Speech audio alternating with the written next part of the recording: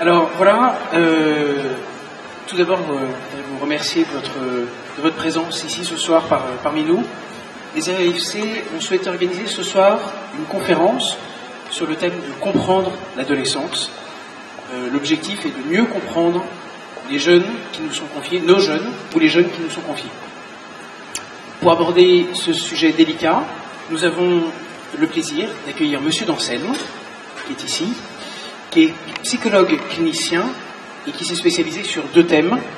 Le premier thème, l'adolescence, vous l'avez compris. Le deuxième thème, c'est les relations conjugales.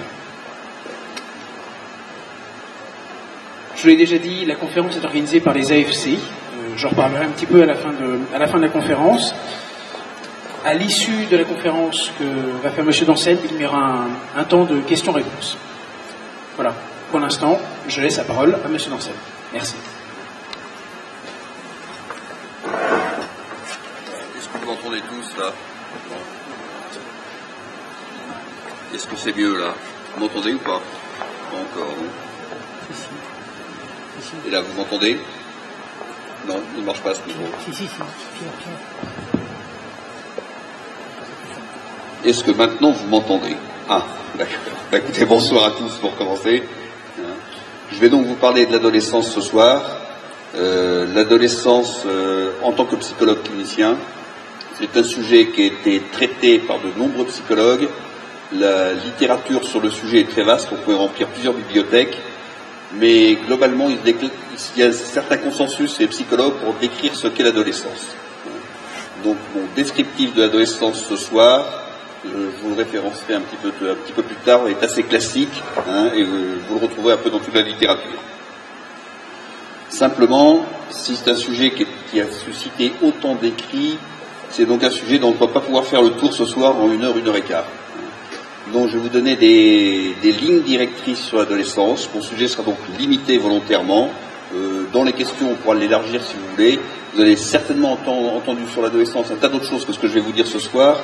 Mon souci, ça va être de vous donner des références ce soir. Globalement, ce qu'on appelle l'adolescence, c'est cette période, c'est très simple, cette période de transition entre l'enfance et l'état adulte. Ça, c'est compréhensible pour tout le monde, c'est pas un scoop ce soir. Mais on va essayer de détailler un petit peu ce qui se passe là-dedans. Dans de nombreuses cultures, ce passage entre l'enfance et l'état adulte se fait par ce qu'on appelle un rite de passage. Malgré ce rite de passage, on constate quand même qu'on ne devient pas adulte, du jour au lendemain, même s'il y a un rite de passage. D'ailleurs, dans nos sociétés, nous avons aussi un rite de passage. C'est le bac. Avant le bac, on est enfant. Après le bac, on est adulte. C'est très flagrant qu'on voyait comment sont traités des lycéens et comment sont traités des étudiants. Il y a 1 mois et demi entre les deux, mais alors c'est radicalement différent. Le bac est un rite de passage chez nous. Et finalement, c'est pas plus mal comme ça.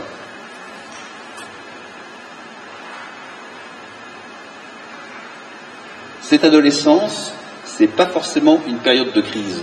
Oui, petite précision, le terme adolescence, c'est quelque chose dont on parle depuis pas très longtemps. Ça fait un peu plus d'1 siècle simplement qu'on emploie ce terme d'adolescence.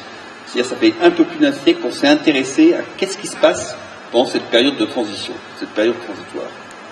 C'est la fin du 19e siècle simplement qu'on a commencé à parler de l'adolescence.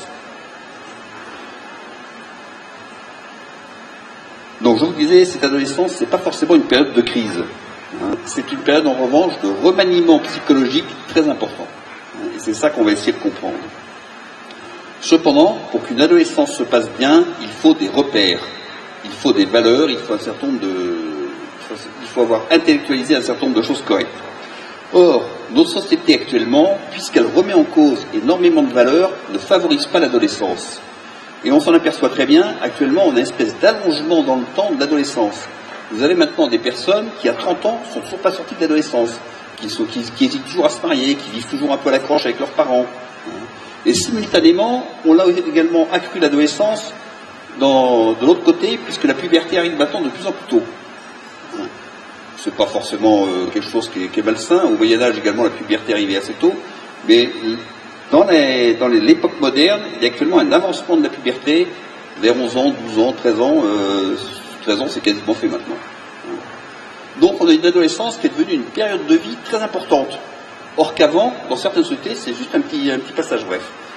C'est pour ça, je pense, qu'il est important de bien comprendre ce qui va se passer dans cette période, parce que ce n'est qu'une période transitoire, c'est pas une période dans laquelle on doit s'installer.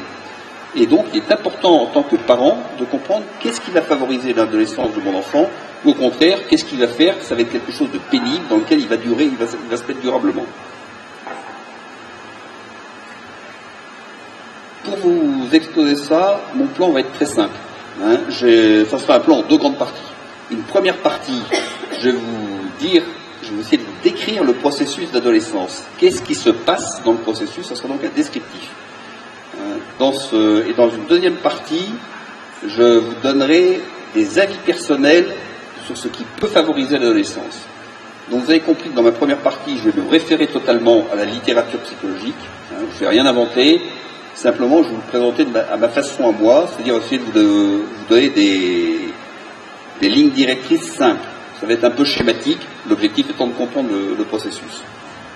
Pour ceux qui aiment les références, je vais me référer principalement au grand psychiatre français, le docteur Jabet, dont j'ai repris pratiquement la structure qu'il prend pour décrire l'adolescence. Je vais me référer également au grand psychiatre italien, le docteur Andolfi, qui lui a énormément travaillé sur les relations familiales, et donc toute la partie un peu familiale sera plutôt empreinte du côté d'Andolfi. Mais ce n'est pas une exclusivité de ces deux psychiatres, je vous dis qu'il y avait une certaine unité en fait sur ce qu'était l'adolescence dans le monde de la psychologie, et donc globalement ce que je vous dis, vous le trouvez également sur un tas d'autres auteurs. Le second point en revanche, où là ça sera un avis beaucoup plus personnel, je vais vous donner ma façon de voir l'adolescence, ma façon de la voir en tant que parent. Qu'est-ce que vous, en tant que parent, qu'est-ce qui serait bon que vous fassiez? Je ne vous demande pas du tout d'être d'accord avec moi, vous avez tout à fait le droit d'un avis opposé, ça ne me dérange pas du tout. Mais mon but, c'est ce soir de vous donner des pistes de réflexion, ce qui, je l'espère, vont vous aider auprès de vos adolescents. Enfin, pour terminer cette introduction, je vais vous donner des exemples cliniques. Ces exemples cliniques, ils sont directement tirés de ce que j'ai vécu dans mon cabinet, de ce que m'ont dit les adolescents. Je n'ai rien changé. Par contre, j'ai choisi ces exemples cliniques, pour certains, vous verrez, sont assez caricaturaux, mais c'est la réalité. C'est simplement pour mieux vous faire comprendre le message que je veux vous faire passer. Mais c'est quand même la réalité de ce que j'ai vécu dans mon cabinet. Et puis enfin, de façon à essayer de clarifier un petit peu mon exposé, de temps en temps, je vous dirai, ça c'est un point clé. Le point clé, c'est dans le raisonnement que je suis, surtout dans le descriptif de l'adolescence, c'est un point qui est important pour comprendre ce raisonnement, pour pouvoir comprendre la suite logique de ce qu'est l'adolescence. Voilà. Donc, j'en viens directement à mon premier point, un descriptif de l'adolescence. Tout d'abord, l'adolescent n'a aucune conscience de ce qui se joue en lui. Il sait qu'il se passe un tas de trucs en lui, il sait qu'il y a un tas de choses qui se remuent, qui se transforment, il est incapable de vous dire quoi. Et c'est pas grave.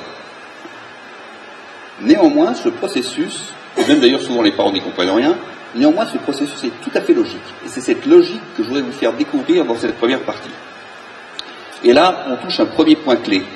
Le premier point clé, c'est que c'est la biologie qui va déclencher l'adolescence. C'est la biologie qui est le déclencheur de tout le phénomène. Nul d'entre nous n'a demandé à devenir adolescent. C'est biologiquement quelque chose qui nous est arrivé. C'est la nature qui commande. On n'est pas devenu adolescent par notre propre volonté. Et la première chose qui va se passer, puisque c'est biologique, ça va être une transformation du corps. Or, et là je touche à un deuxième point clé, qui est psychologique, une psychologie qui vit d'une façon harmonieuse, une psychologie équilibrée, c'est une psychologie qui est en harmonie avec la biologie. Et donc, si la biologie se transforme, et c'est le cas au moment de la puberté, il va falloir que la psychologie se transforme aussi en adéquation avec ces mouvements biologiques. Si vous avez compris ça, vous avez déjà compris ce qu'était l'adolescence. Ça va être l'intégration psychologique de tous les changements qui sont corporels et tous les changements biologiques. Donc l'adolescence, ça va consister à des remaniements intérieurs d'ordre psychologique pour prendre en compte ce qui est nouveau, ce qui s'est produit, qui n'existait pas avant dans la biologie. Une adolescence réussie, c'est une adolescence où ces remaniements sont couronnés de succès, Alors qu'une adolescence en difficulté, c'est une adolescence où ces remaniements ne débouchent pas. Il y a quelque chose qui les coince, qui les bloque. Et généralement, la thérapie, la psychothérapie avec les adolescents, ça consiste à trouver qu'est-ce qui est coincé et à le décoincer. Et ensuite, on laisse faire, et la nature reprend ses droits, le processus se déroule tout seul. Le but final de cette adolescence, le but final de tous ces remaniements psychologiques, c'est que la personnalité adulte va être acquise. Ce qui constitue l'ossature de l'être va être acquis. Et normalement, ça, après, c'est définitif, ça ne bouge pas. Ça peut continuer à grandir, on peut continuer à développer un certain nombre de capacités, mais la structure de notre personnalité, elle est faite, normalement, en sortie de l'adolescence. Pour vous décrire tout ce processus, on va le prendre dans l'ordre chronologique. Et là, je vais avoir 3 points dans cette première partie. Je vais vous décrire la puberté. Je vais vous décrire ensuite le cœur du processus d'adolescence. La puberté, c'est l'entrée. Ensuite, le cœur du processus d'adolescence. Et enfin, la sortie de ce processus d'adolescence qu'on appelle le stade génital. Alors, le premier point, la puberté. La puberté, elle va être marquée par 2 phénomènes. Le premier, c'est l'arrivée de la capacité sexuelle. Et le deuxième, c'est une transformation générale du corps qu'on appelle les signes secondaires. Alors, le premier, la capacité sexuelle, très simplement chez la fille, c'est l'arrivée des règles, les premières règles. Chez le garçon, c'est ce qu'on appelle la pollution nocturne, généralement. Alors, un petit mot, parce que généralement, beaucoup de femmes ne savent pas ce que c'est qu'une pollution nocturne. Je suis désolé de ce mot, il n'est pas très beau, pollution, mais il faut dire que dans le langage sexuel français, on a toujours des mots qui sont d'une vulgarité, qui manquent un peu d'élévation. J'y peux rien. Donc la pollution, c'est quoi? C'est pas généralement ça se passe la nuit, pendant le sommeil du garçon. L'organe sexuel se met en activité complète jusqu'à l'éjaculation, c'est jusqu'à émission de la semence. Ce qui marque, effectivement, ça fonctionne. Comme chez la fille, l'arrivée des premières règles montre que, effectivement, la fonction génitale est en fonctionnement désormais. C'est un phénomène qui est très intime, ça. Tout ce qui touche à la sexualité, c'est toujours extrêmement intime. Parce que la sexualité, c'est un processus qui se développe depuis la toute petite enfance jusqu'à l'âge adulte. C'est au cœur de notre développement. Donc c'est quelque chose qui est éminemment intime. Nul d'entre nous n'a pu ignorer un jour que désormais, il avait une nouvelle capacité, qui est la capacité sexuelle. Et c'est ça qui va bouleverser en fait tout le système des relations, qui va complètement bouleverser la vie de l'enfant. C'est l'arrivée de cette nouvelle capacité qu'il n'avait pas. Et ça, on va le voir un petit peu. Et je vous ai dit aussi que concomitamment à cette arrivée de la capacité sexuelle, il y avait une transformation du corps. Et cette transformation du corps, celle-là, elle est tout à fait étonnante, parce que je vais dire, elle est publique. Elle est publique, elle est manifeste. Nul ne peut ignorer, à l'âge adulte, celle-ci c'est une femme, celui-ci c'est un homme. Parce que c'est pas le même corps. Et on s'en rend compte. Donc c'est assez étonnant de voir que la puberté va produire quelque chose de très intime, qui est la capacité sexuelle, et quelque chose de public, qui est la transformation du corps. C'est-à-dire que dans ces signes secondaires, la sexuation de l'individu va se manifester publiquement. Autant un petit garçon ou une petite fille, on peut la grimer dans l'autre sexe, autant un adulte ou un adolescent qui a fini sa puberté, ça devient nettement plus compliqué. Il va falloir masquer carrément les formes du corps. Et ça rappelle quelque chose, c'est ce qui se passe lors de la naissance de l'enfant. À la naissance de l'enfant, la première chose que fait la sage-femme ou l'accoucheur, c'est de dire « c'est un petit garçon, c'est une petite fille ». On appelle ça la proclamation publique du sexe d'appartenance. Pourquoi? Parce qu'on sait que nous n'avons pas le même comportement avec l'enfant selon qu'il est garçon ou fille. Et que là, on commence donc à induire en lui ce qu'on appelle actuellement le genre, qui est un processus naturel, on va l'induire en masculin ou en féminin. Et bien, lors de l'adolescence, ils se reproduit le même phénomène. Publiquement, de nouveau, le sexe d'appartenance de la personne est quasiment publié. C'est assez étonnant. Alors, je ne résiste pas quand même, en cette période de théorie du genre, à vous parler un petit peu de ces transformations du corps. Parce que vous allez voir qu'elles sont radicalement différentes pour le garçon et pour la fille. Généralement, pour le garçon, ça commence par un développement osseux, la puberté. Et il n'est pas rare de voir des garçons qui grandissent de plus d'1 centimètre à 1,5 centimètre par mois. C'est-à-dire qu'au bout de 18 mois, il a pris 20 centimètres, le gamin. Il est complètement paumé dans son grand corps, avec une petite tête qui est perchée au-dessus, là, il ne sait plus où il est. Il ne sait plus qui il est. Et très étonnamment, c'est moins systématique, mais chez la fille, l'arrivée des règles marque l'arrêt de la croissance osseuse. Vous voyez qu'on n'est pas du tout sur les mêmes registres. Concomitamment à ce développement osseux, et c'est lié à tout le système hormonal chez le garçon, il va se mettre à faire du muscle. Il a de l'énergie à dépenser, et normalement, un garçon en bonne santé, ça fait du muscle pendant l'adolescence. Chez la fille, ce qui va se développer, c'est la poitrine, c'est les hanches, c'est pas particulièrement du muscle. Je vous vois sourire, mais c'est très important pour la fille parce que c'est pas évident. Quand on est une petite fille avec un corps svelte, qui est léger, etc., tout d'un coup se retrouver avec un corps de femme.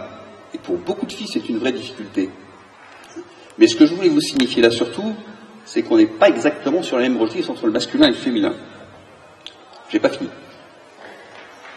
Troisième phénomène qui va se produire, chez le garçon, sa voix qui, quand il est enfant, est souvent, qui est une voix soprane, comme les petites filles, est souvent même plus haut perché que celle de la petite fille, tout d'un coup va se mettre à dérailler jusqu'à descendre quasiment d'une octave. Pas tout à fait une octave, c'est ce qu'on appelle la mue de la voix.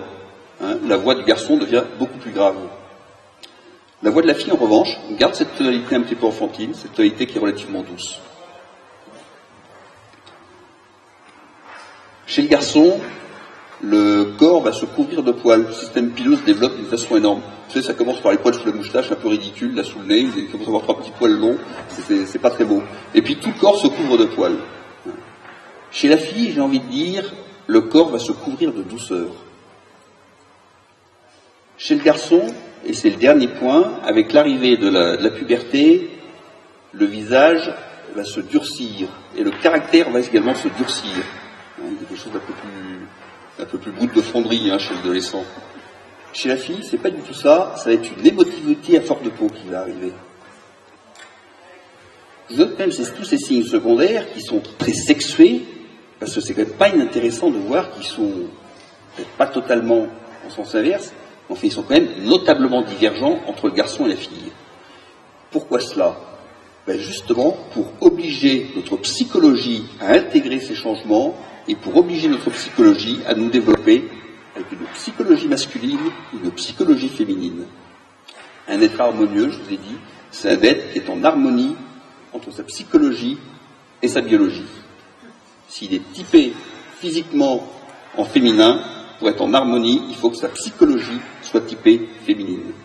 Si il s'est développé, son corps s'est développé en masculin, il faut que sa psychologie soit typée en masculin. Autrement, qu'est-ce qui se passe ? Vous avez des tiraillements dans la personnalité, vous avez des tensions, vous avez des mal-être, ça ne va pas très bien. Comme le montre la clinique en permanence. La clinique psychologique. Voilà donc pour la puberté. C'est pas rien comme ce qui se passe. C'est quelque chose, vous voyez déjà que tout l'impact que ça va avoir derrière. Conséquence de la puberté, ça va être ces remaniements psychologiques. Et les premiers d'entre eux, c'est ce qu'on appelle généralement la période d'adolescence au sens restreint, qui va être le cœur de ces remaniements. C'est-à-dire ça va obliger l'adolescent à se positionner désormais comme un adulte, puisqu'il a un corps d'adulte, et à se positionner dans le masculin ou dans le féminin.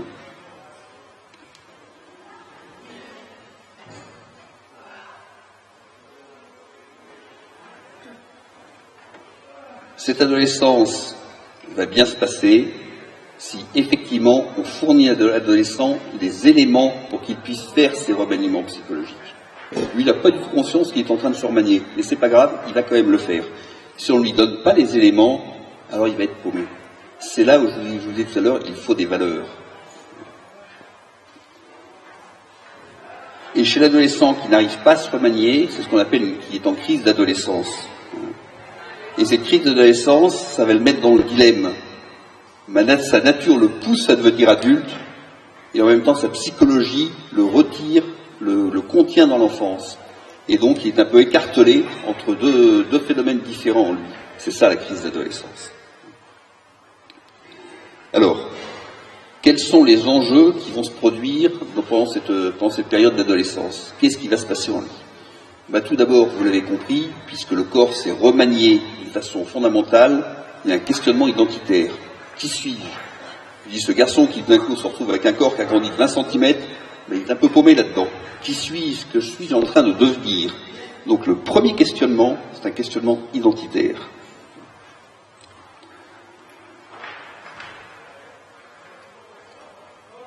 ce remaniement identitaire, il va lui falloir de longs mois pour y répondre. J'ai envie de dire quelques années. Généralement, je sais vers 16 ans. Vers 16 ans, on peut penser que l'identité, ça y est, s'est construit, qu'il s'est réellement typé. Mais il y a une espèce de flottement identitaire jusque vers cet âge-là. Certains sont 17, d'autres à 15 ans, bon ça, bien sûr. Le regard sur les autres en est complètement changé à cause de ces changements, ces changements biologiques. Vous savez que pour l'enfant, il y a deux classes de personnes. Il y a les grands, les adultes, puis il y a les petits dont il est. Pour l'adolescent, c'est différent. Maintenant, il y a les hommes et il y a les femmes. Et pour nous adultes, c'est comme ça qu'on voit les personnes. Il y a les hommes, il y a les femmes. S'il y a les hommes et les femmes, au lieu d'avoir les grands et les petits, ça veut dire que toutes les relations vont devoir se modifier. Et vous voyez derrière tous les remaniements relationnels qui vont être en cause. C'est donc quelque chose de très important. Et c'est donc le deuxième point, ce sont tous ces remaniements relationnels. L'autre sexe va être vu à la fois comme inquiétant, déjà je ne sais pas qui suis, mais alors l'autre, je sais encore moins ce que c'est. Donc c'est inquiétant l'autre sexe. Et en même temps, il est fascinant, parce que plus je me type dans un des sexes, plus l'autre va m'attirer. Et donc là aussi, vous sentez qu'il y a quelque chose qu'il va falloir intégrer tout ça dans notre psychologie. Dans ces remaniements relationnels, un des plus importants, ça va être la relation aux parents. Pourquoi ? Désormais, l'adolescent, il a un corps sexué. Or, il y a un interdit qui est extrêmement puissant, qui est inscrit en tout homme, c'est l'interdit de l'inceste. L'interdit de l'inceste de façon hétérosexuelle, mais aussi homosexuelle. C'est-à-dire qu'il y a nécessité pour l'adolescent à s'écarter de ses parents. C'est fini les grands câlins. Ça ne veut pas dire qu'il n'y a plus d'affection, mais l'affection, elle va se prendre une autre forme. Et donc, vous voyez que les premières choses qui vont se modifier, c'est la relation aux parents. L'adolescent va devoir mettre de la distance avec ses parents. Si les parents n'acceptent pas qu'il mette de la distance, alors ça va être la crise. Ils l'empêchent de devenir adolescent. Donc, il faut accepter que l'adolescent ait besoin de mettre de la distance avec ses parents. Il va même falloir l'accompagner, ce mouvement de distance. Et là, j'ai un exemple clinique à vous donner, qui s'est passé donc dans mon cabinet.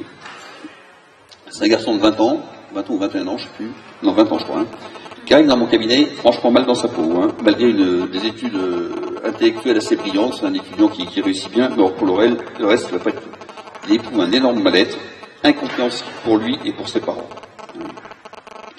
C'est un garçon qui est attiré par les filles, il les trouve douces, il les trouve gentilles, il les trouve tendres. En même temps, il a une tendance homosexuelle très forte en lui. Il se demande s'il ne va pas bientôt passer à l'acte d'ailleurs. Il me dit, mais je crois quand même que je suis homosexuel maintenant, j'en suis quasiment convaincu. Et puis, chose très étonnante, il me dit, mais alors j'ai un truc, je ne comprends pas, j'entends des voix qui me disent qu'il faudrait que je devienne prêtre. Et d'ailleurs, c'est un prêtre qui me l'adresse en me disant, c'est un peu étonnant cette histoire de voix, là, ça me paraît pas sain. Vous pourriez pas voir s'il n'y a pas un truc psychologique. Quand je lui demande qu'est-ce qui se passe, là, quand il va pas bien, qu'est-ce qu'il fait pour surmonter ses mal-être, ses affects dépressifs, enfin bref, tout ce qui va pas, il me dit, quand vraiment ça va pas du tout, le matin, je vais faire un grand câlin dans les parents. Et comme ses parents ne comprennent rien de ce qui lui arrive, il le câline, le pauvre garçon. On lui fait des gestes de tendresse. C'est-à-dire, qu'est-ce qu'ils font les parents là ? Ils sont en train de le maintenir dans l'enfance. Ils le traitent comme un enfant. Et plus il le traite comme un enfant, moins il va. Et moins il va, plus il le traite comme un enfant. Et vous avez compris la boucle vicieuse qui est en train de se mettre en place. Le travail thérapeutique était très simple avec lui. Il n'a pas été très long d'ailleurs. Ça a consisté à faire ce qu'aurait dû faire son père, à le séparer de sa mère. Il y avait mon petit bonhomme, maintenant t'es un homme, tu vas te prendre en main, c'est fini. Et quand on a fait ce travail-là, curieusement, la relation aussi s'est totalement modifiée. Au lieu de le trouver gentil, tendre, etc., il a commencé à avoir des désirs pour elle. Il y a quelque chose de beaucoup plus génital qui est arrivé. Il n'a plus du tout parlé de sa crise homosexuelle, c'était fini.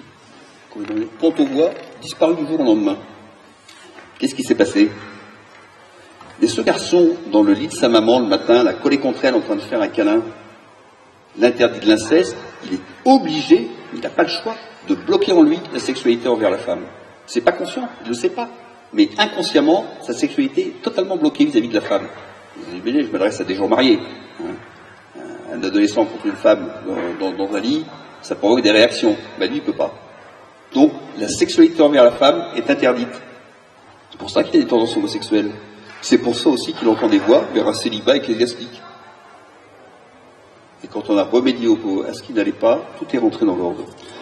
Ceci pour vous dire, cet exemple qui est quand même très brutal, hein, il est très fort, mais qui est réel, hein, c'est ce que j'ai vécu dans mon cabinet, pour vous dire que la modification de la relation aux parents, elle est très importante. Elle va dans le sens d'un écartement. Il faut que la mère accepte que son fils s'écarte d'elle. Et on va en reparler tout à l'heure dans les conseils que je vous donnerai.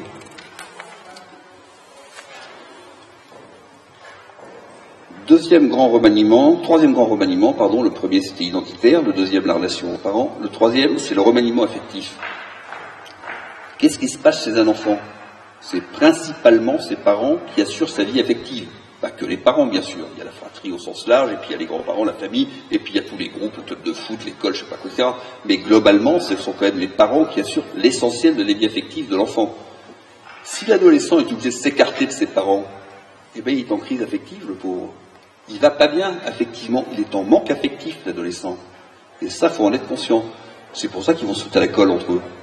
C'est qu'ils essayent de combler ce manque affectif. Donc il faut être conscient aussi que l'adolescent est en crise affective. Et on va revenir dessus tout à l'heure, cette crise affective, elle est structurante. Il a besoin de l'éprouver, il a besoin de la surmonter, de mettre en œuvre des moyens pour la surmonter. C'est comme ça qu'il va devenir adulte. Quatrième point, ce que j'appelle l'autonomisation. Puisqu'il s'écarte de ses parents, puisqu'il est en train de se transformer avec un corps d'adulte, il va falloir que sa psychologie se transforme aussi en psychologie adulte. C'est ce qu'on appelle l'autonomisation. L'autonomisation, on pourrait dire l'acquisition de la plénitude de la liberté. C'est moi maintenant qui me prends en main, c'est moi qui m'assume. Je m'assume au plan affectif, je m'assume à tout un tas de points de vue. Donc ça, c'est quelque chose qui va s'allonger dans le temps. C'est quand même pas réalisé à 18 ans, ça se réalise un peu plus tard. Ça se réalise généralement pendant la vie étudiante. Mais l'objectif du processus, c'est bien cette autonomisation. Et cette autonomisation, vous comprenez que les enjeux avec les parents vont être énormes. Et donc on va reparler de cette autonomisation tout à l'heure, quelle est l'attitude des parents par rapport à ça. Donc, pour conclure sur ce phénomène d'adolescence, le cœur de l'adolescence, j'ai compris qu'il y a des remaniements identitaires très forts qui visent à l'élaboration d'une personnalité adulte et libre. C'est ça l'objectif. Globalement, en psychologie, on a regroupé tous ces remaniements en deux grandes tendances. Une qui est l'intégration de tout ce qui est génital, et l'autre qui est l'autonomisation de la personne. Avec ça, et ces deux grandes tendances se recouvrent un peu l'une l'autre, avec ça, si vous voulez, vous couvrez quasiment tout le phénomène d'adolescence proprement dit. Troisième point dans ce processus d'adolescence, la sortie de l'adolescence, c'est ce qu'on appelle le stade génital. Je vais aller un petit peu plus vite là-dessus, mais il y a quand même des points importants qu'il faut nommer. Ultime étape de la construction de l'identité sexuée, c'est ça qui va permettre ensuite soit de se marier et de fonder une famille, soit d'avoir une vocation religieuse, mais là aussi il faut avoir intégré les mêmes éléments.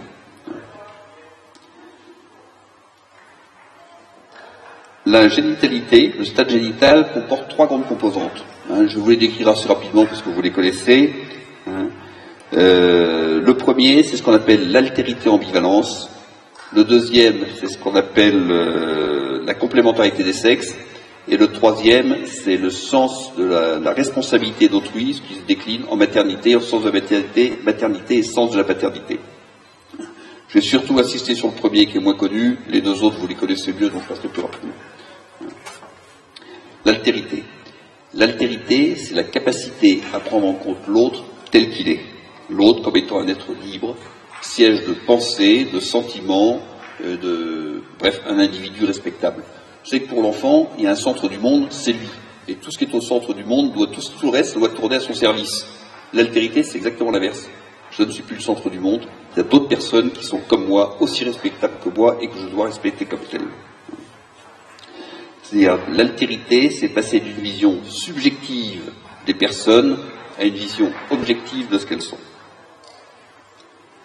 À l'altérité s'oppose ce que l'on pourrait appeler la contre-altérité, qui est la vision de l'autre qui m'est utile, l'autre dont je me sers, l'autre qui est une béquille, l'autre qui est là qui est pour satisfaire mes envies et mes besoins. C'est un peu la vision de l'enfant, c'est pas du tout la vision de l'adulte. On pourrait dire que l'altérité, c'est la capacité une certaine autonomie, la capacité à savoir, en tout cas, savoir surmonter notre égoïsme personnel, ou cette espèce d'égocentrisme, et savoir prendre en compte l'autre tel qu'il est. L'ambivalence maintenant, l'ambivalence que je lis à l'altérité, l'ambivalence c'est un corollaire de l'altérité. Accepter l'autre, c'est l'accepter tel qu'il est, et le respecter tel qu'il est. Et on sait bien qu'aucun être humain n'est parfait. C'est-à-dire que l'altérité, ça va être accepter que l'autre ne soit pas parfait, de l'accepter avec ses défauts, avec ses qualités, je l'accepte tel qu'il est, avec ses paradoxes, avec ses contradictions. Concomitamment, ça va être accepter que moi aussi, je sois un être de paradoxe, de contradiction, je ne sois pas un être parfait, c'est de m'accepter tel que je suis, avec mes nuances. Et l'altérité, ça va être aussi, puisque ce sont deux êtres imparfaits qui sont en relation, que la relation que je vais tisser avec l'autre ne soit pas une relation parfaite. Ça va être une relation dans laquelle il va y avoir des désagréments, c'est une relation qui va être sympathique, mais c'est une relation dans laquelle il va y avoir aussi des à-coups, c'est une relation qui va devoir se construire, qui va subir des épreuves. C'est-à-dire que l'autre ne va pas avoir avec moi une relation parfaite, et moi je n'aurai pas avec lui une relation parfaite également. Ce que je suis en train de vous décrire là, c'est la relation conjugale. C'est-à-dire que sans ambivalence, on ne peut pas vivre une relation conjugale. Si on attend la perfection de son conjoint, c'est foutu. La relation conjugale, on est tous mariés, c'est une relation dans laquelle il y a de bons moments, il y a de belles choses, et c'est aussi une relation d'épreuve, c'est une relation dans laquelle il faut sortir notre égoïsme, il faut accepter l'autre tel qu'il est, c'est une relation dans laquelle il y a énormément de choses à travailler. Finalement, cette première capacité, altérité, ambivalence, elle marque cette capacité à s'ouvrir à l'amour. Et c'est quelque chose qui arrive vers la fin de l'adolescence, c'est plutôt vers les 18, ça se construit tout au long de la vie, tout au long de l'enfance bien sûr, mais ça prend vraiment sa pleine mesure, c'est plutôt vers les 18, 19, 20 ans qu'on le voit. Et un peu après. Et puis il y en a qui l'acquièrent quasiment jamais, malheureusement. Vous avez bien compris que c'était quand même une condition pour vivre une vie conjugale. Le deuxième, la complémentarité du masculin et du féminin. C'est une évidence, plus je veux me typer dans un sexe, plus il va me manquer quelque chose qu'est l'autre sexe. Vous savez, on dit que l'enfant est relativement vrai, a quelque chose d'un peu bisexué en lui. C'est tout à fait vrai. L'adulte aussi garde quelque chose de bisexué, mais nettement moins. Nous sommes nettement plus typés en masculin ou féminin. Mais plus je me type dans le masculin, plus je renonce à du féminin qui est en moi. Plus je me type dans le féminin, plus je renonce au masculin qui est en moi. Si bien qu'au bout d'un moment, la complétude, elle ne peut arriver que par l'autre de l'autre sexe. D'où la complémentarité des sexes. Et donc, une adolescence qui se passe bien, c'est une adolescence dans laquelle l'individu va se sexuer biologiquement, ça se fait automatiquement, mais psychologiquement aussi, et donc il va avoir une soif du sexe opposé. C'est ce qu'on appelle la complémentarité des sexes.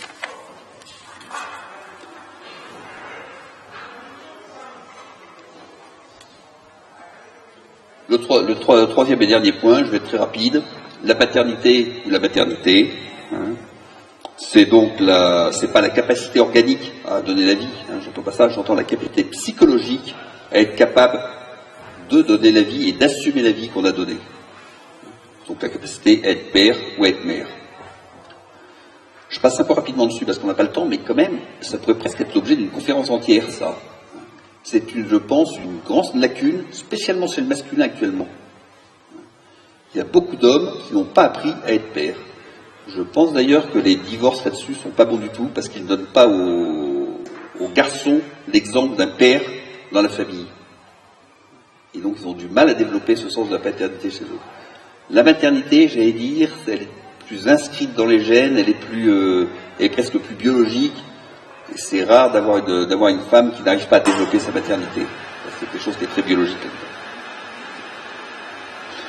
Alors cette capacité, ce stade génital que je viens de vous décrire, il peut vous sembler aller de soi, et bien pas du tout. De plus en plus, vous apercevez maintenant des personnes qui arrivent à la trentaine, qui n'ont toujours pas réussi à développer ces trois capacités.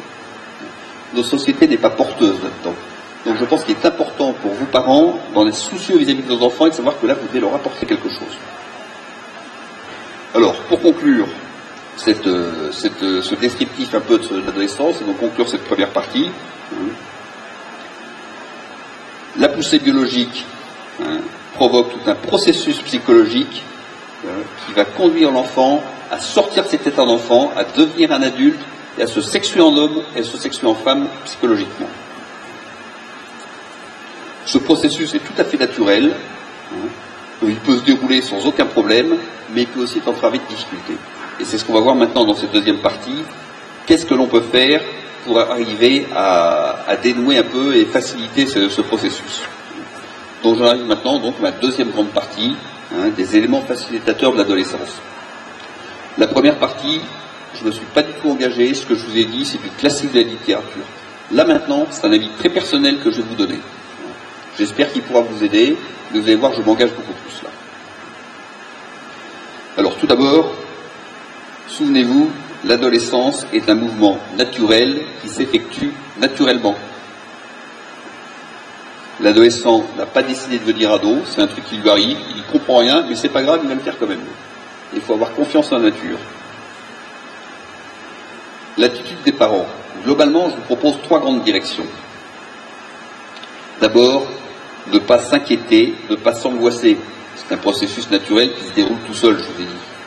Il n'y a pas de raison de s'angoisser. Si vous angoissez de l'adolescence de vos enfants, eux vont sentir votre angoisse et vont s'angoisser de leur propre adolescence. Et là, vous êtes mal parti. Parce que l'adolescent n'a pas besoin de s'angoisser de ce qui se passe. Le deuxième point, c'est à l'adolescent d'assumer son adolescence. C'est pas aux parents. C'est paradoxal, ça. Mais je ne peux pas dire à un enfant, deviens adulte.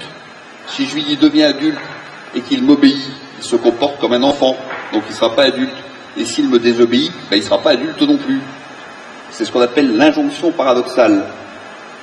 Ça ne peut pas être les parents qui transforment l'enfant en adulte, c'est l'enfant qui doit se transformer lui-même en adulte. Et ça, c'est un point clé. Il est capital de comprendre ça. Néanmoins, si c'est l'adolescent lui-même qui va faire le travail, l'attitude des parents peut lui créer une ambiance telle que ça va lui faciliter le travail, au contraire, une ambiance qui va mettre des entraves. Et c'est ça que je vais essayer de vous expliquer. Alors, je vous invite à réfléchir au point suivant. J'ai pris 5 points. Le premier, l'éducation à l'amour. Le deuxième, la formation de l'intelligence. Je passerai rapidement dessus, ça pourrait faire l'objet d'une conférence aussi. Le troisième, ce que j'appelle le couple autorité-liberté. C'est généralement ce qui vous pose le plus de problèmes aux parents. Le quatrième, l'établissement de nouvelles relations aux parents. Puisque j'ai dit que c'était un point clé. Je vais vous décrire un petit peu ce qui se passe et comment on peut le favoriser. Et puis je vous dirai un petit mot pour terminer sur les relations affectives au moment de l'adolescence. Alors le premier point, l'éducation à l'amour. L'adolescent, il doit donc intégrer dans sa psychologie cette capacité sexuelle qui est nouvelle et toute la modification de la vie affective qui y est liée. Eh bien, le but premier de l'éducation dans ce domaine-là, ça va être de donner à l'adolescent des éléments pour qu'il puisse donner un sens à sa sexualité. Qu'est-ce que c'est que cette capacité nouvelle qui lui est arrivée? À quoi ça sert? Comment on s'en sert, j'ai envie de dire. Ça peut vous paraître banal, mais c'est extrêmement important. Quel sens je vais donner à ma sexualité et à ma vie affective? Si vous ne donnez pas ces éléments à l'adolescent, il va être complètement paumé. Plus particulièrement, il va être important, et il faut aider l'adolescence là, à ce qu'il lie en lui les composantes affectives et sexuelles. Vous savez que chez l'enfant, il peut y avoir des petits jeux sexuels. Il n'y a rien d'affectif là-dedans. En revanche, une sexualité adulte, c'est une sexualité qui enclenche l'affectivité. Et une affectivité adulte, si elle est génitale, elle va enclencher la sexualité aussi. Les deux doivent se lier. Et là, les parents, vous avez un rôle à jouer pour les lier. Et à partir du moment où vous les avez liés, eh bien vous comprenez qu'il y a une maîtrise des choses qui va se mettre en place chez l'adolescent. Il va comprendre sa sexualité, c'est que dans un cadre affectif, et que l'affectivité, c'est pas non plus une notion, l'affection, ça conduit également à la sexualité. Et là, les choses commencent à prendre un sens. À défaut, si on ne donne pas ces éléments à l'adolescent, qu'est-ce qui va se passer? Eh bien, il va vivre sa sexualité, son affectivité, dans une perspective hédoniste. Il va chercher à se satisfaire lui-même, à régler ses problèmes du moment. Et on obtient des catastrophes. On obtient des adolescents qui sont en grande souffrance, qui sont en train de s'abîmer et qui ne développent pas les capacités qu'ils doivent développer. Et je vous en donner tout de suite un exemple.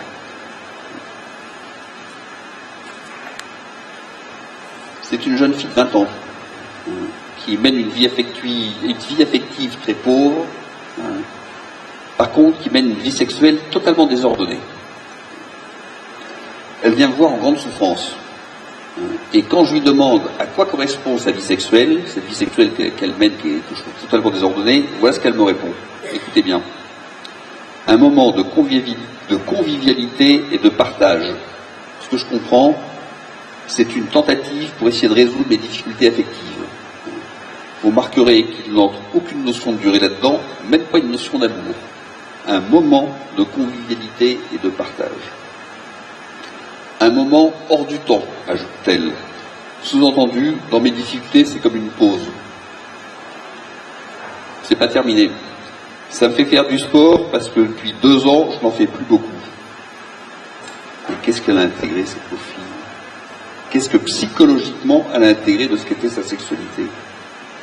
C'est un plaisir, un agrément. Oui, c'est vrai. C'est tout.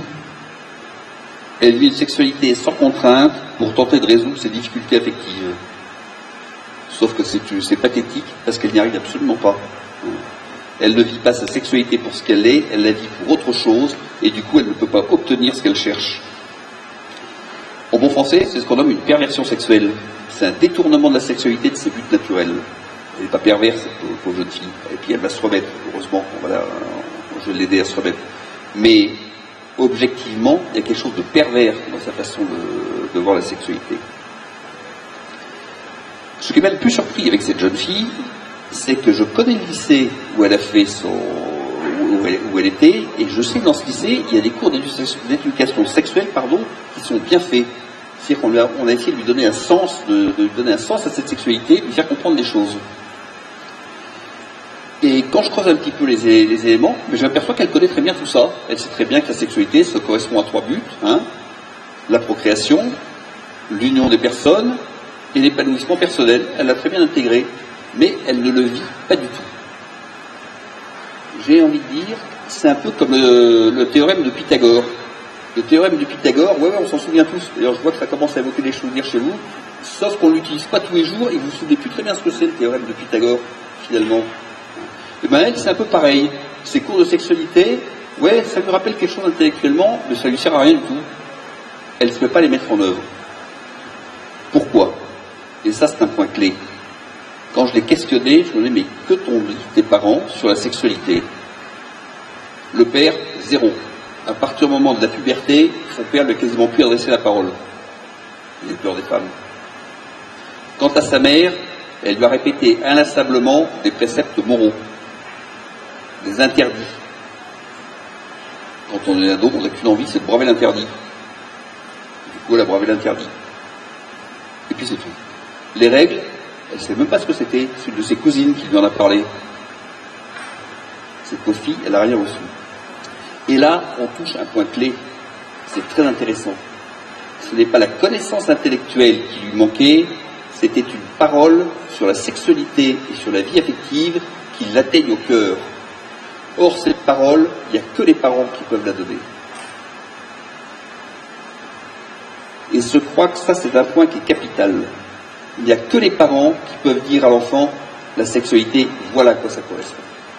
Voilà quel sens tu devrais donner à ta sexualité. Ou l'inciter à réfléchir à ça.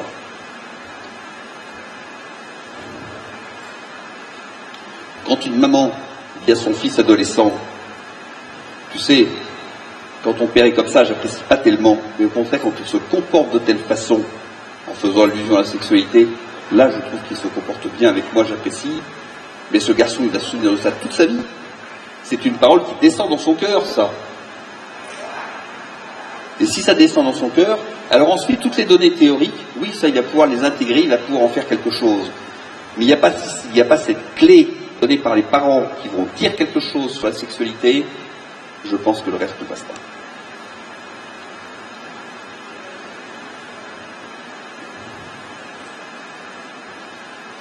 Personnellement, j'estime que les préceptes moraux sont secondaires dans le domaine de la sexualité et de la vie affective. Secondaire, ça ne veut pas dire inutile, ça veut dire second. Ce qui est important, c'est de donner un sens à cette capacité nouvelle, à cette capacité sexuelle et à cette capacité affective nouvelle qu'a l'enfant. Quand on lui a donné un sens, à ce moment, les préceptes moraux, ce sont comme des garde-fous sur le chemin, pas plus.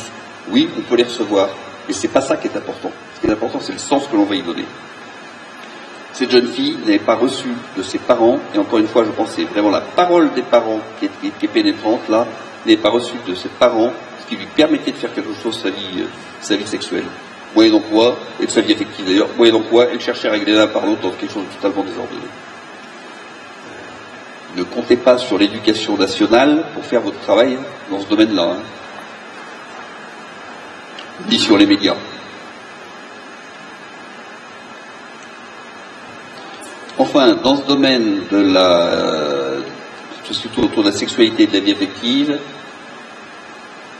il y a quelque chose contre lequel je voudrais vous mettre en garde, ou contre quelque chose contre lequel il faut mettre en garde les adolescents, parce que j'ai de plus en plus de problèmes dans mon cabinet avec ça maintenant, c'est le porno sur Internet et la masturbation.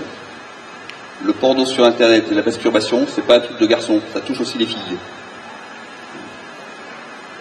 Le problème de ces deux éléments, c'est qu'ils ne satisfont pas aux objectifs de la sexualité, la procréation, 0, l'union des personnes, 0, on est dans l'individualité, l'épanouissement de la personne, 0 également, leur confidence en témoigne dans mon cabinet. Ils en sont malades. Ils ne vont pas bien avec ça. Ça provoque des affects dépressifs, ça provoque un isolement de la personne, ça la replie sur elle. Ben oui, la sexualité, c'est fait pour aller vers l'autre. Si on s'en sert d'une façon isolée, on se replie sur soi. Et bien évidemment, ça cause énormément de problèmes conjugaux après. Donc je pense qu'il est important de leur dire de ne pas prendre de mauvaises habitudes dès l'adolescence. Ça, c'est quelque chose que je rajoute récemment dans mes conférences. Je ne le disais pas avant dans mes conférences sur l'adolescence, mais j'entends tellement de choses maintenant des adolescents que je pense qu'il faut leur dire très clairement ces deux points-là. Voilà.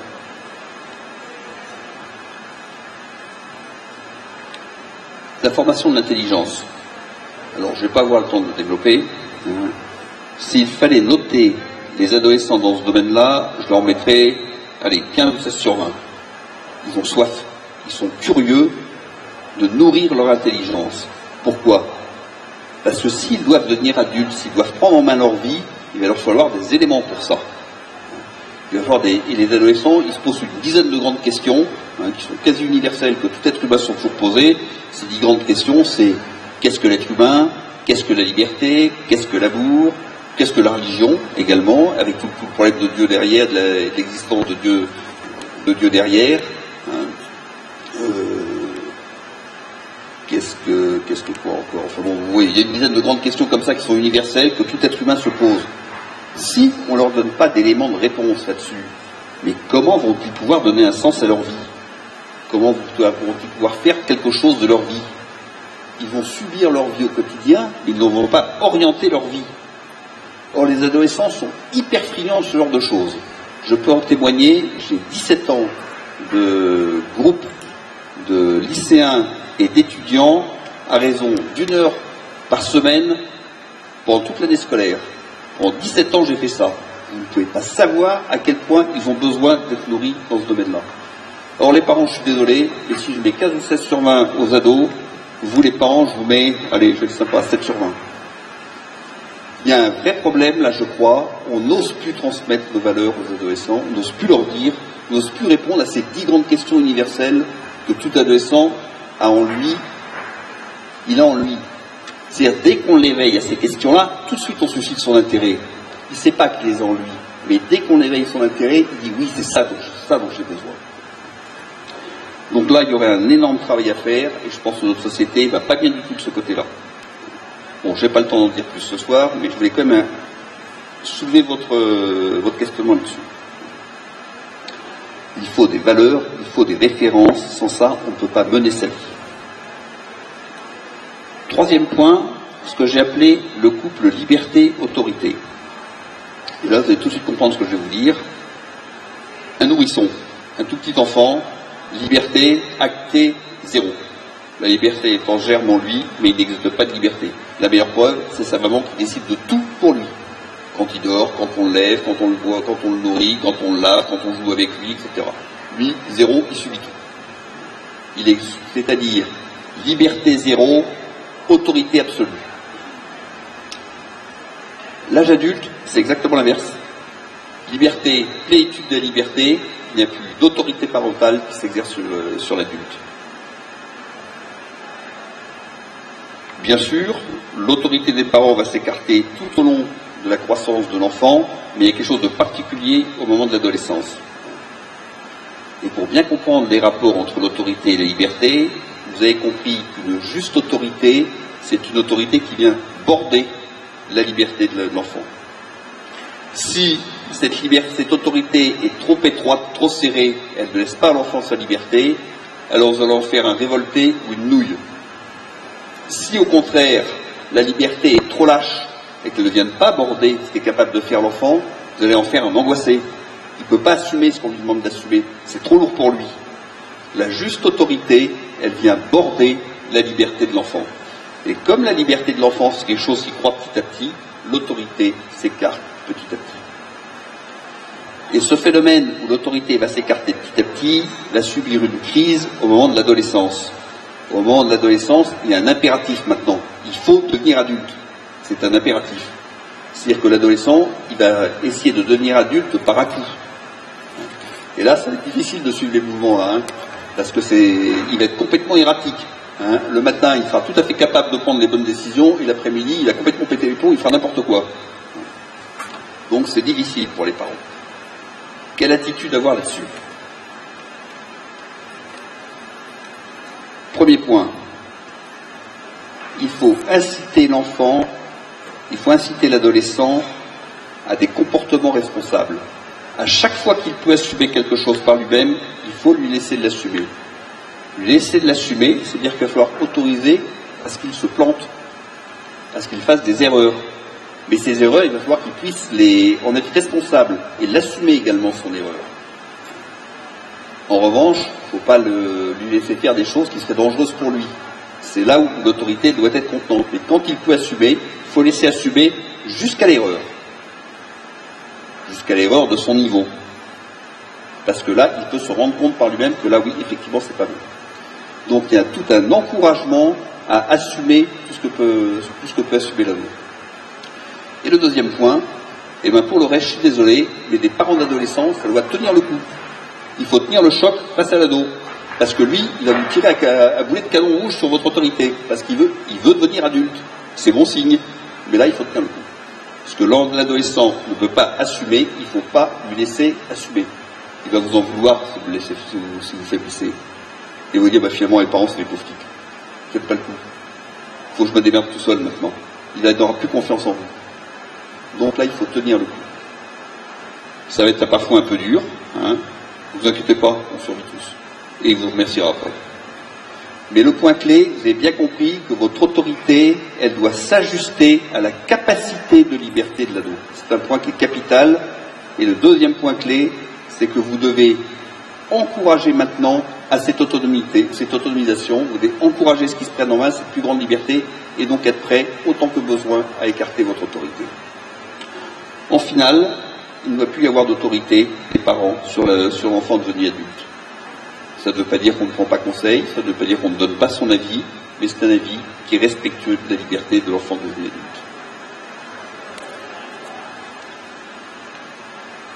Quatrième point, l'établissement de nouvelles relations aux parents. Donc je vous l'ai dit, la sexualité devenant possible, confrontée à l'interdit de l'inceste, provoque cet éloignement des parents. Et donc va provoquer une modification des relations aux parents. Ça ne veut pas dire simplement que les parents ne doivent plus rien faire, pas du tout, vous allez voir.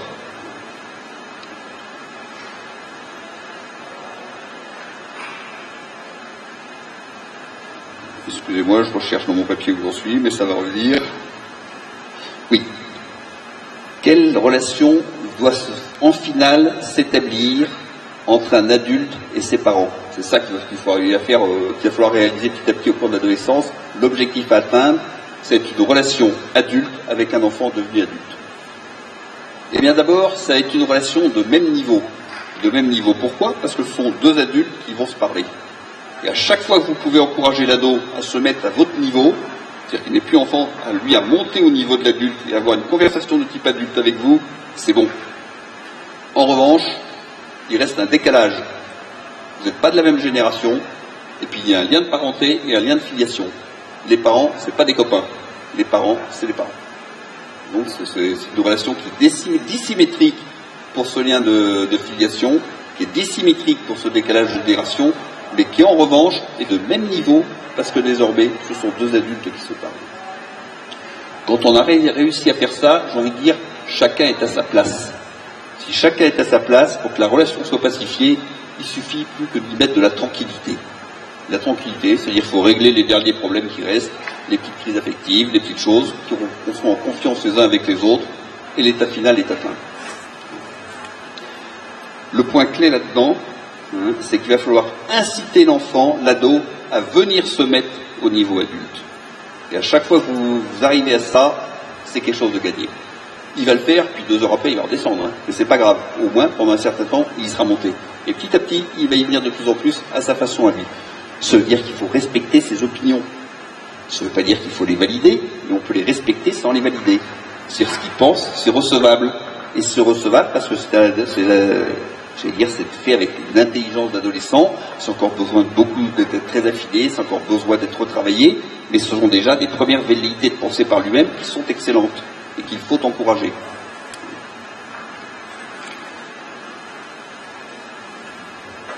Dans la relation aux parents, il y a aussi un autre élément qui est particulier. Vous savez que, je l'ai dit tout à l'heure, le petit enfant, c'est la maman qui s'occupe totalement de lui, qui gère tout. Et finalement, on s'aperçoit que dans la vie de l'enfant, c'est quand même la mère qui s'en occupe le plus. C'est-à-dire qu'à un moment donné, il va quand même falloir séparer l'adolescent de sa mère. Et qui va faire ça? C'est le père.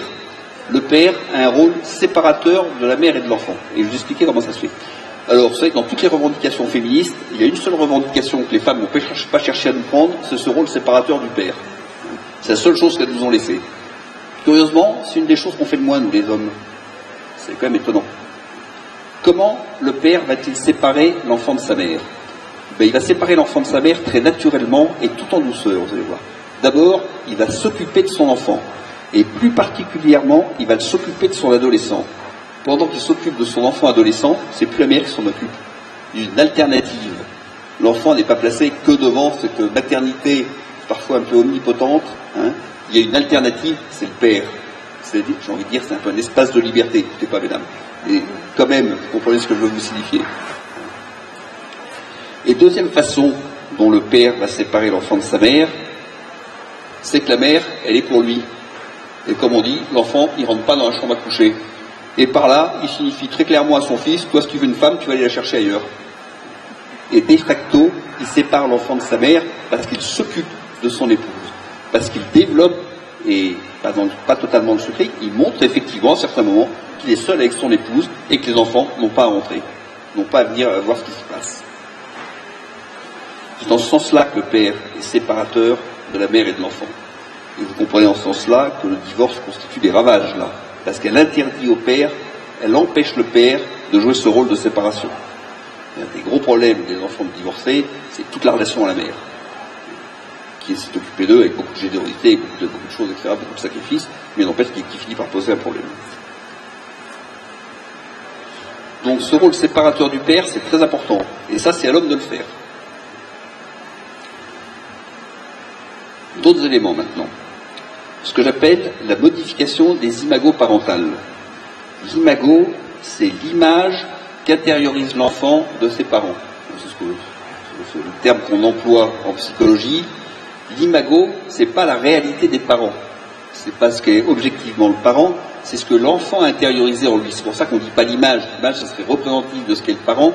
L'imago, c'est pas représentatif, c'est ce que s'en fait l'enfant. Or, l'imago parental, c'est très simple. J'ai été papa, pour mes filles, j'étais sur un piédestal, j'étais une espèce de dieu omnipotent, tout puissant, papa il sait tout faire, c'est le meilleur, c'est le plus gentil, maman c'est la plus belle, c'est la plus merveilleuse des mamans. C'est-à-dire que dans l'imago, les parents, ils sont sur un piédestal. Si on veut construire une relation adulte, il va falloir déboulonner les statues, comme on dit. Il va falloir déboulonner les statues. Il va falloir Mais ça, c'est pas facile pour les parents, parce que finalement, moi je suis vachement content quand mes petites filles là, me regardent comme un demi-dieu, et quand même mes ados, quand on vient me regarder comme un demi-dieu, j'aurais bien envie que ça perdure. Eh ben bon, il va falloir accepter de me révéler dans mon humanité. J'ai envie de dire, de me révéler dans mon ambivalence, avec mes paradoxes, avec mes contradictions, avec mes déficiences, mais aussi avec mes qualités. Je vais me révéler comme un véritable être humain. C'est-à-dire, je vais plus être cette statue qu'on ne peut pas toucher, qui est l'imago paternel ou maternel. Je vais redevenir un adulte avec lequel il va pouvoir nouer une relation adulte. C'est important ça, hein. Un adolescent ne peut pas devenir adulte s'il n'a pas modifié son imago parental. C'est un point clé, ça. Ce que j'appellerai maintenant les encouragements de la mère. C'est la maman qui est au contact le plus fréquent avec l'adolescent, beaucoup plus que le père. C'est-à-dire que la mère, elle peut avoir un rôle très encourageant, en signifiant par son attitude qu'elle perçoit effectivement les éléments adultes qui sont en train d'arriver chez son ado, et en lui montrant qu'elle s'en réjouit, qu'elle trouve ça bien. C'est hyper valorisant pour l'adolescent quand il sent que ses parents sont contents de ce qu'il est en train de devenir. C'est très encourageant à devenir effectivement adulte. Il ne s'agit pas là de traiter un adolescent de 15 ans comme un adulte, mais de lui signifier que les éléments adultes qu'il commence à présenter, on les a perçus et qu'on s'en réjouit. C'est une belle chose. Ça, c'est ça qui est encourageant, qu'on les respecte. Le rôle du père dans ce domaine-là, si la mère est encourageante, le rôle du père va être plus une validation de ce qui se passe. Vous savez que le père, c'est une image d'autorité dans la famille.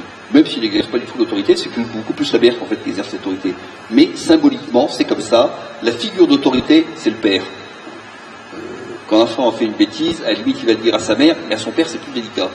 Comme ça, parce que le père, c'est une figure d'autorité. Du coup, la parole du père, elle est investie d'autorité. Et ça, c'est très intéressant.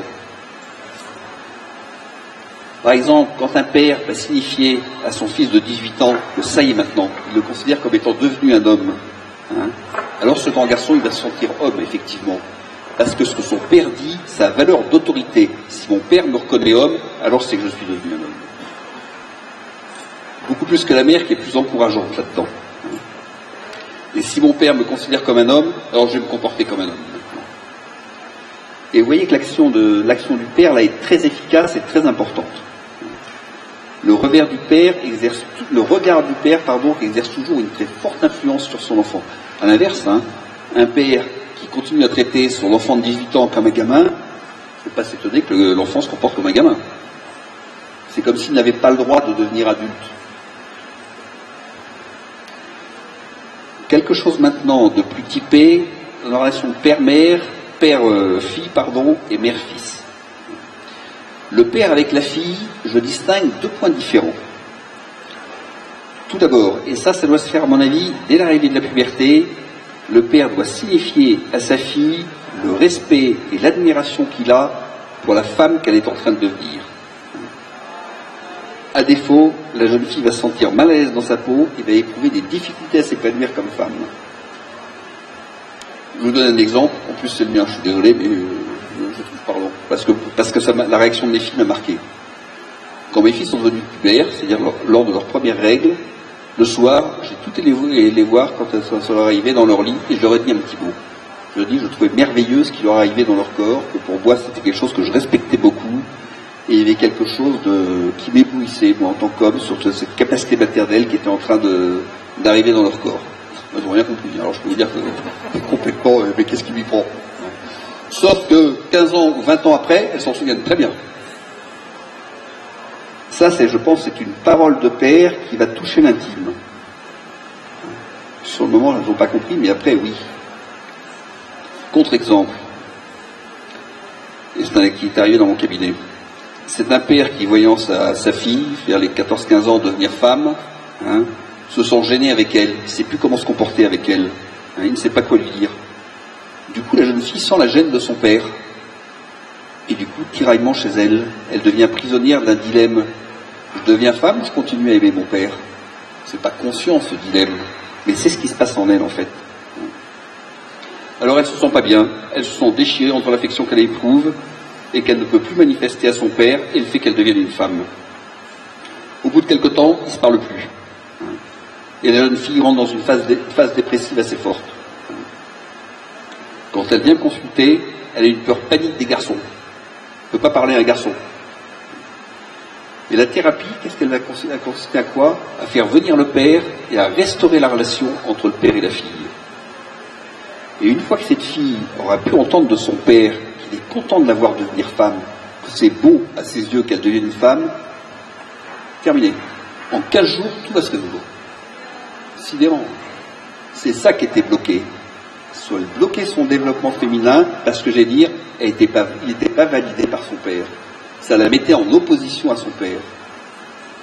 On a travaillé un petit peu plus longtemps les relations avec les garçons, ça s'est amélioré, je vais dire, j'aurais même pas eu besoin de travailler. Naturellement, je pense que le processus d'adolescence s'est remis en route et que les choses se remettaient à leur place.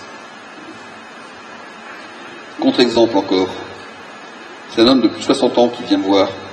Il est très en colère, ça se passe pas du tout bien dans sa famille, sa femme est en train de le foutre à la porte, il se dispute avec ses enfants, etc. Je comprends rien de ce qui lui arrive. Je dis, écoutez, c'est très simple. Vous avez une grande fille qui est mariée, demandez-lui de vous écrire une lettre où elle vous dise tout ce qu'elle vous reproche. Et donc, un beau jour, il me mène la lettre en disant, on n'a rien compris, c'est n'importe quoi, ceci, ça. Et j'ai lu la lettre, et qu'est-ce que je vois dedans? T'as passé ton temps à te moquer de moi depuis que je suis adolescente, j'avais des grosses nuits, j'avais des boutons sur les joues, j'étais jamais belle, j'étais jamais bien comme il fallait, etc. À un tel point que quand mon mari m'a demandé en mariage, j'ai cru qu'il se foutait de moi. C'est la parole du père qui a manqué à cette fille. Et les conséquences, 15 ans après, ça allait toujours mal. C'est extrêmement important ce point, pour un père, de dire à sa fille, c'est beau la femme que tu deviens. Je respecte ce que tu deviens, j'admire ce que tu deviens. Et j'en arrive à mon deuxième point que je voulais traiter, c'est que j'ai constaté chez de nombreuses femmes que quasiment il leur fallait l'autorisation paternelle pour être femme. Dit comme ça, c'est un peu caricatural. Mais psychologiquement, c'est un peu comme ça que ça se passe quand même. C'est un peu comme si le père disait à sa fille, vas-y maintenant, deviens une femme totalement, c'est bien. Et puis trouve-toi un mari, un autre que moi. Alors, en conclusion du rôle du père envers sa grande fille, il me semble important que le père établisse une relation privilégiée avec sa fille, avec sa grande fille. N'oubliez pas, messieurs, le premier homme qu'une femme connaît, c'est son père. Par les relations qu'elle va tisser avec son père, elle va typer toute sa relation au masculin, elle va typer toute sa relation au conjugal. Donc il est extrêmement important pour le père de savoir tisser une relation particulière avec sa grande fille adolescente et en même temps de savoir se retirer. Parce que c'est pas lui qui doit devenir la référence masculine. Une fois que cette relation est tissée, c'est un autre qui va devoir devenir la référence masculine pour sa fille. La maman maintenant. La maman et le fils. Là, il y a un phénomène très particulier.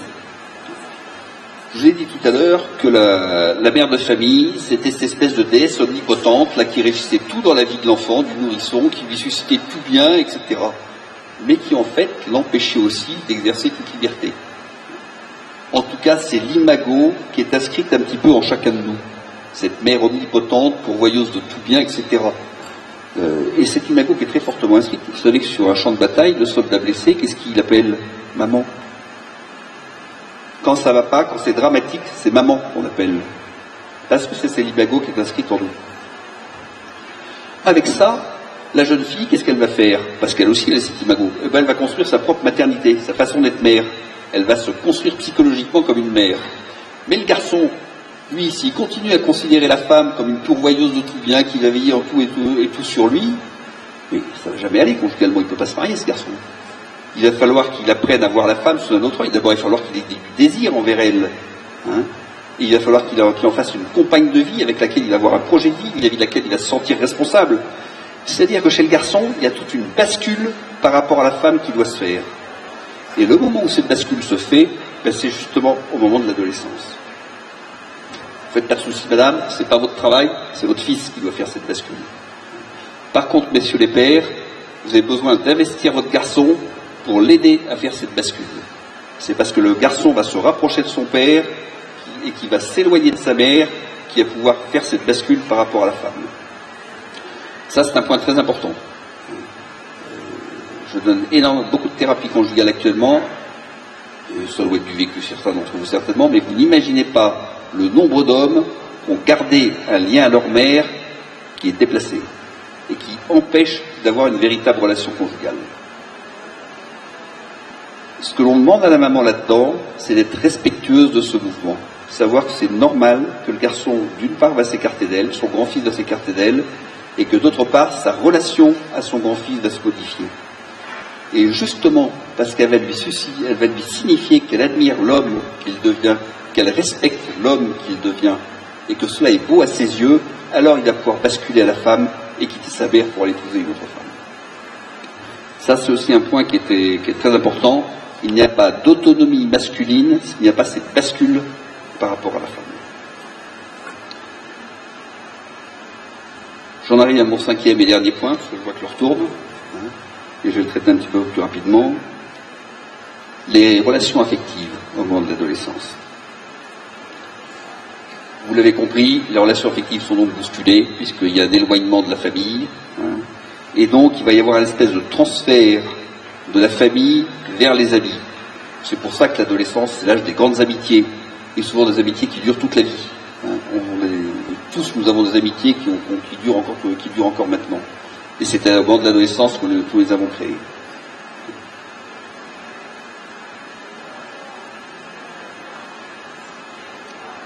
Quelques points particuliers.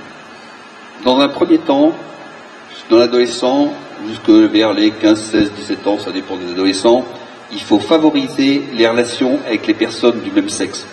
Ça se passe assez naturellement. Les filles se regroupent entre elles, se racontent leurs petites histoires, les garçons se regroupent entre eux et se racontent ils font leur match de foot et qu'est-ce qui se passe? Il y a tout un problème affectif là-dedans, lié à des grandes amitiés, bien sûr, mais il y a aussi un problème d'identification. Je vais me rapprocher, comme je ne sais plus très bien qui je suis, je vais me rapprocher de ceux qui sont comme moi, et je vais quasiment définir dans un groupe d'amis ce que c'est que d'être masculin et ce que c'est que d'être féminin, dans un groupe d'amis masculin et dans un groupe d'amis féminin, selon qu'on est de l'un ou de l'autre. C'est-à-dire qu'il y a une espèce de travail collectif dans l'adolescence qui se fait dans les amitiés, et dans les amitiés de même sexe. Et j'insiste beaucoup sur les amitiés de même sexe, c'est là où ils vont pouvoir s'identifier avec du pareil, avec du semblable. Donc il faut les favoriser. Et là, je suis désolé, les parents, il faut aussi tenir le coup. Vous avez un regard sur les amitiés que vont nouer vos adolescents. Il faut favoriser des amitiés de qualité et il ne faut pas hésiter à défavoriser, quitte à en parler très franchement à l'ado, des amitiés qui ne seraient pas adaptées. Un petit point maintenant sur les relations amoureuses. Avant les relations amoureuses. Dans un deuxième temps, une fois que l'identité masculine et féminine est psychologiquement acquise, et ça va se faire assez spontanément, et généralement ça correspond un peu à la période d'après le bac, le masculin et le féminin vont se remettre ensemble dans des groupes d'amis qui sont beaucoup plus mixtes. Et c'est excellent parce que ça permet, après s'être identifié, s'être sexué dans son genre, ça va permettre de comprendre et d'apprendre à vivre avec le genre différent, avec le sexe opposé. Donc ces amitiés mixtes, elles sont aussi tout à fait normales et tout à fait indispensables.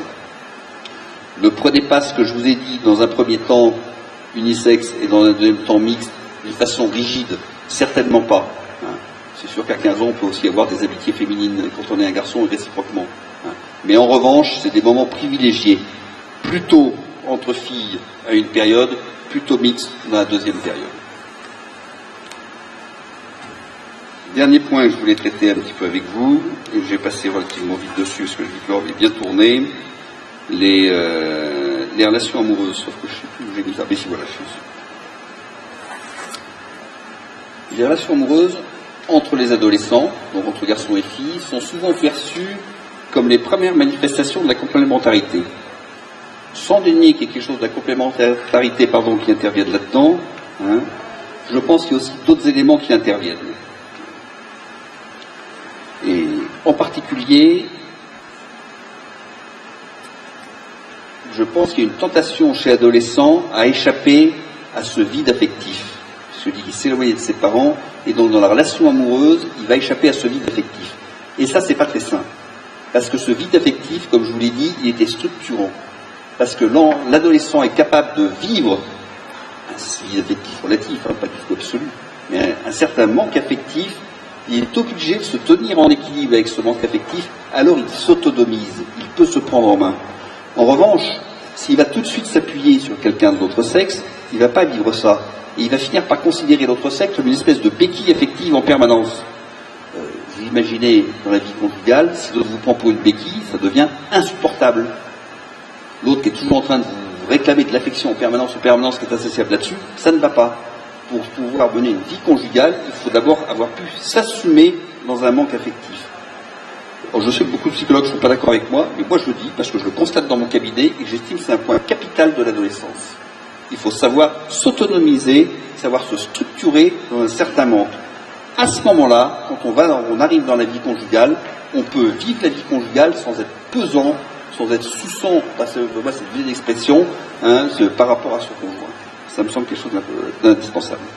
Par ailleurs, la relation amoureuse, elle crée un état très particulier qui est l'état amoureux. C'est une banalité, je pense que vous le savez tous. Vous savez que le cerveau des amoureux, c'est comme le cerveau des drogués. Hein, on produit entre autres des endorphines. L'endorphine, c'est de la morphine produite par le corps. Hein, et on produit un tas de processus hormonaux et de produits chimiques qui fait que nous sommes complètement drogués quand on est amoureux. C'est bien, ça permet à deux êtres qui ne se connaissent pas bien de s'approcher l'un à l'autre, ça permet effectivement de créer une relation d'amour, et heureusement qu'il y a ce processus. Sauf que pour l'adolescent, c'est un piège. Parce que s'il couvre ses difficultés par une espèce d'état amoureux, de drogue, un peu drogué amoureux, alors il ne va pas vivre les difficultés de l'adolescence. Du coup, il ne va pas structurer ce qu'il doit structurer en lui. Et je pense qu'une des causes de l'allongement de l'adolescence, ce sont ces relations amoureuses prématurées.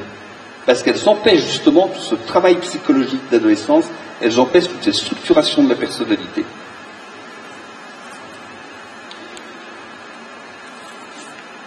Voilà ce que je voulais vous dire globalement, si vous voulez, sur la relation amoureuse. Je vais m'arrêter parce qu'il est quand même tard. Une petite conclusion juste avant pour terminer. Hein. J'ai essayé de vous montrer que l'adolescence est un processus naturel. Ce n'est pas un processus inquiétant et il faut laisser la nature faire. Même si l'adolescence, c'est pas ce qui lui arrive, ne vous inquiétez pas, il sait faire, on l'a tous fait. Il n'y a pas de raison qu'il ne sache pas le faire du tout. J'ai essayé de vous montrer que ce processus est un processus qui était logique. Hein, ça démarrait par la puberté, qu'il y avait un certain nombre de choses qui finissaient par la structuration d'une personnalité adulte. Hein. Et j'ai essayé de vous montrer que le rôle des parents, c'était de favoriser tout ce qui va amener à cette vie, à cet état adulte. Pour terminer, je voudrais vous donner un dernier exemple. C'est une jeune fille de 16 ans qui vient me voir et dans un état de colère épouvantable. Je dis, qu'est-ce qui se passe, qu'est-ce qu'il n'y a pas? Il me dit, mais c'est ma mère, je ne comprends pas ce qui se passe, elle m'interdit tout, je ne peux plus rien faire maintenant, c'est même pire que quand j'avais 12 ans. J'essaie de travailler un peu avec elle, puis manifestement, elle ne sort pas de cette colère. Alors je fais venir la maman. Et je demande à la maman, écoutez madame, racontez-moi un peu votre adolescence, qu'est-ce qui s'est passé vous, dans votre adolescence, à l'âge où vous avez l'âge de votre fille? Mon pauvre monsieur, si vous saviez, alors, je ne comprends pas comment j'ai pu devenir ce que je suis devenu.